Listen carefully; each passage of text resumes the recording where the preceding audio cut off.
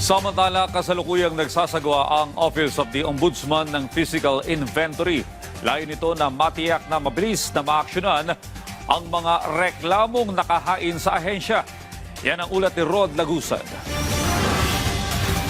Nais ng Office of the Ombudsman na wakasan na ang tinatawag na parking o ang matagal na pagtenga ng mga nakabingbing reklamo sa ahensya. Sa pagpasok ni Ombudsman Jesus Crispin Remulla sa ahensya, aabot sa 350 na mga kaso ng mga high-ranking officials ang kasalukuyang nakabinbin dito.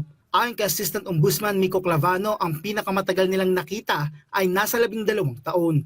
There are reports about that scheme, no, na may pinapark na kaso dito, and obviously yung kahulugan nun is hindi pinapagalaw ang kaso, no. And I think yun po talaga ang magiging result, no, nung bagong rules, na wala nang mangyayaring ganung parking dahil makikita na ho natin in one glance kung alin ang mga kaso ang tumatagal sa bawat stage. Sa ilalim ng bagong proseso, nasa 70 araw na lang ang fact-finding at 60 araw naman sa preliminary investigation.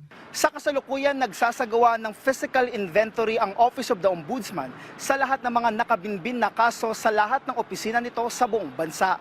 Ayon kay Assistant Ombudsman Miko Clavano, bahagi ito ng paglaban sa katiwalian. Bukod dito, layo ng ahensya ang pagkakaroon ng digitalization.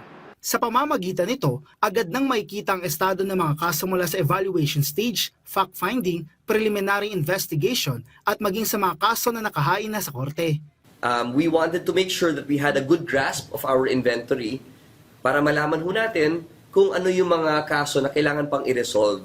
The marching orders of the Ombudsman is to make sure that we have zero backlog. Binigyang din ni Clavano na mahalaga ito lalo't kakailanganin ng mga magre-retiro mula sa pamahalaan ang clearance mula sa ahensya. Kaugnay nito, hinihikayat ng tanggapan ng mga naghain ng reklamo, mga respondents o kanilang mga authorized representatives na may mga nakabingbing kaso sa ahensya na tumulong sa pagbibigay alam sa detalye ng kanilang mga kaso.